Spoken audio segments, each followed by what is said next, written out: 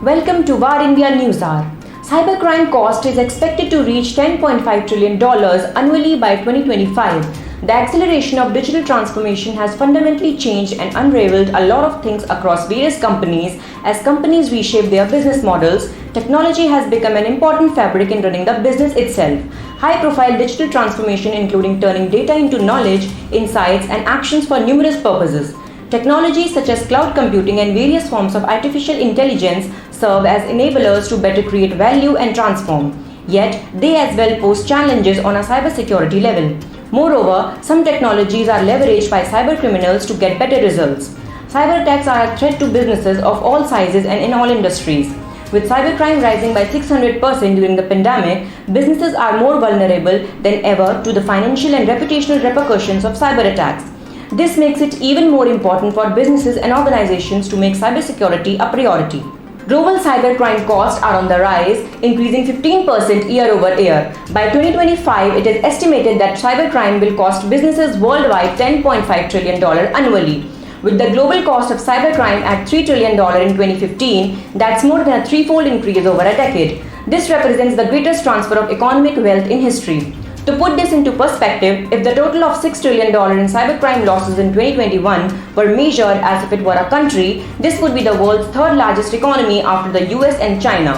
A ransomware attack occurs when malicious software infects computers and restricts their access to files until a ransom is paid. It's estimated that global ransomware damage costs will reach $20 billion in 2021, 57 times the amount in 2015. The report also predicted that a ransomware attack will occur every 11 seconds in 2021, up from every 40 seconds in 2016. The spiking of cyber attacks brings the CISO working tirelessly as the catalysts for change and to deliver business value, overcome security system complexities, mitigate risks and minimize cost, and many more. Let's look into today's headlines in VAR India.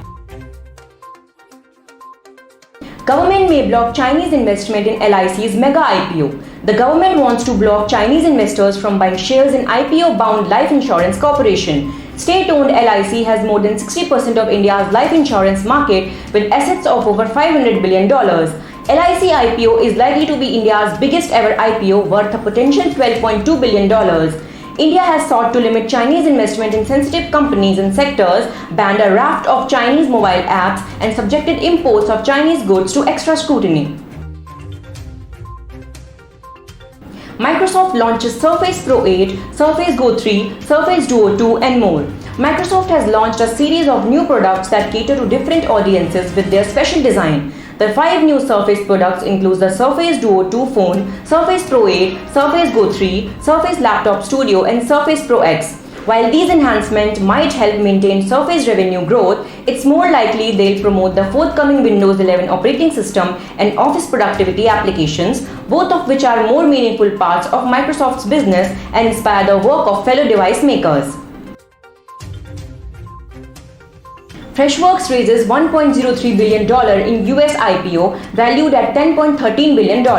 California-based software unicorn Freshworks raised about $1 billion in a US initial public offering, valuing the firm at $10.13 billion.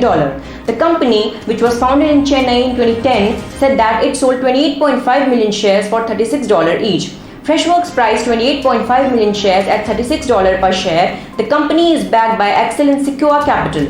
It had earlier expected to raise $969 million at the top end of its increased price range of $32 to $34 per share. K. Rajaraman to be the next Telecom Secretary of the country. Rajaraman is at present the Additional Secretary, Department of Economic Affairs. He will take over the new role as Telecom Secretary following Anshul Prakash's superannuation on September 30, 2021, which was announced earlier. The Appointments Committee of the Cabinet has conveyed the decision to the Department of Personnel and Training. Earlier on, Rajaraman has also held charge as an Additional Secretary in the DEA. He was responsible for key areas such as investment protection treaties.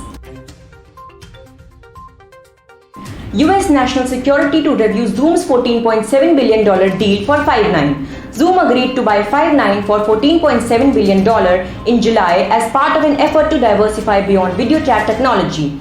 Five9 has operations in Russia, while Zoom has research and development staff in China. CEO of Zoom, Eric S. Yuan, is a Chinese-American billionaire businessman, engineer, and the CEO and founder of Zoom Video Communications, of which he owns 22%.